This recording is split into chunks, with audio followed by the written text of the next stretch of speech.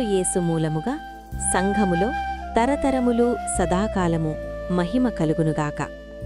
ఎఫెసీలకు 3వ అధ్యాయం 21వ వచనం.